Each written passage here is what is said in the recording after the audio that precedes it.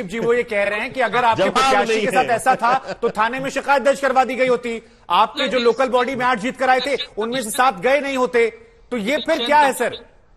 Election commission में हम लोग गए थे और वहां की गुजरात की यूनिट ने जाके थाने में भी कंप्लेंट दी। आलोक जी आ गया मैं आपके पास। भैया इलेक्शन कमीशन में क्रिमिनल केस है। ठीक है, ये क्रिमिनल केस है, ये इलेक्शन कमीशन का केस नहीं है। सियासत में ये इतनी मासूमियत, इसी के कान में देश विरोधी पार्टी है, नॉमिनेशन के बाद कैंडिडेट ने अपना नामांकन वापस ले लिया या गायब हो गया। सूरत में 8 जीते थे, 7 शिफ्ट हो गए। वो सूरत जहां से आम आदमी पार्टी ने गुजरात चुनावों में शुरुआत की थी, लोकल बॉडी इलेक्शन में अच्छा किया था, वहां पर यह घटना का होना आपको इत्तेफाक नजर आता है? इसके पीछे साजिश नजर आती है? कोई डर नजर आता है? राजनीतिक षड्यंत्र नजर आता है? कैसे देख रहे हैं सर आप सूरत की जो घटना हुई है? अब जब उम्मीदवार का जो वीडियो आया उसके बाद तो उस पर कोई क्या बोल सकता है? अगर उम्मीदवार खुद कहते कि उनका अपहरण हुआ, उनकी किडनैपिंग हुई या उनके साथ दुर्व्यवहार हुआ या जबरदस्ती किया गया, तब हम लोग उस पर टिप्पणी करते। अब उनका वीडियो आ गया और उस वीडियो को आम आदमी पार्टी ने चैलेंज नहीं किया। वो सही कह रहे हैं कि शर्मा की आम आदमी पार्टी को या तो पुलिस में एफआईआर करनी चाहिए कि जबरदस्ती वीडियो जो बुलवाया गया है, कनपट्टी में बंदूक रख कर बुलवाया गया है, तब तो फिर उसकी जांच होती। अब खाली इलेक्शन कमीशन में आप गए, ठीक है, इलेक्शन कमीशन की भूमिका तब तक रहती है अगर वो विधायक का वीडियो नहीं आता। अगर विधायक का वीडियो आ गया तो इलेक्शन कमीशन क्या कर सकता है इसमें?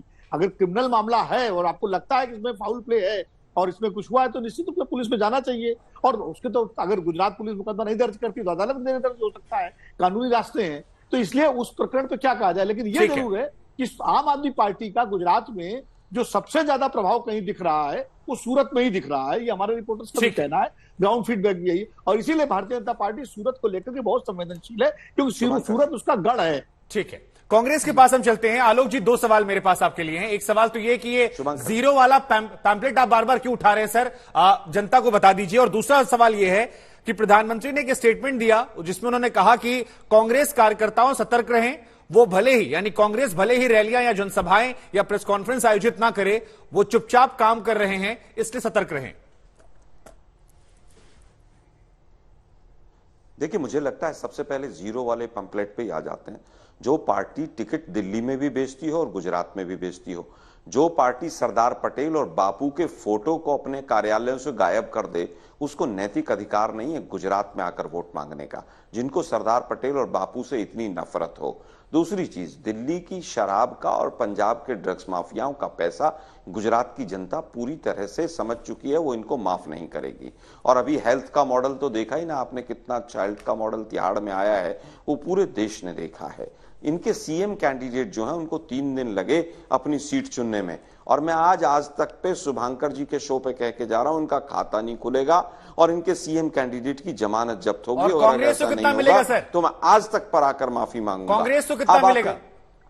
कांग्रेस को 125 के पार, कांग्रेस 125 के पार जाएगी। नहीं मिला तो दूसरी चीज मैं कहना चाहूंगा कि बीजेपी की बगावत जो है वो खुलकर सामने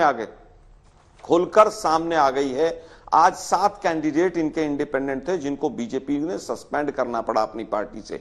25 से ज्यादा इनके जो पूर्व मंत्री और विधायक हैं वो कांग्रेस की मदद कर रहे हैं।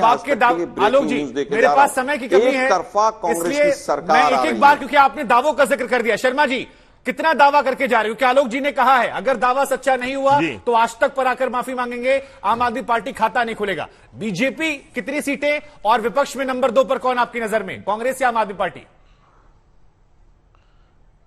देखिए, मैं आपको पुनः कह दूं कि हम जो है पिछले सारे रिकॉर्ड तोड़ेंगे, और ये केवल मैं इसलिए भी नहीं कह रहा हूं, तमाम ओपिनियन पोल भी ये बतला रहे हैं और कार्यकर्ताओं के फीडबैक्स के आधार पे भी मैं कह रहा हूं आपको, अब की बार 100 पार, 150 पार, 125 पार, सारे रिकॉर्ड तोड़ेंगे और एक बार और 2/3 मेजॉरिटी से ज्यादा।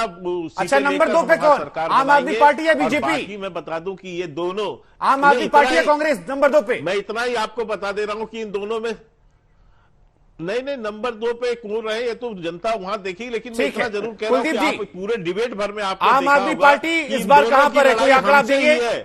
इनका और कुछ नहीं है। आलोक जी ने फिर जीरो उठा लिया है और आम आदमी राष्ट्रीय चैनल पर कहा है कि अगर आम आदमी पार्टी का खाता खुल गया तो माफी मांगेंगे। अभी भी पैम्पलेट उठाए हुए हैं। शुभांकर जी, गुजरात के लोग परिवर्तन चाहते हैं और जब परिवर्तन की आंधी चलती है तो संख्या कहां जाएगी आम आदमी पार्टी की? कोई नंबर नहीं, ठीक है सर, वक्त खत्म है।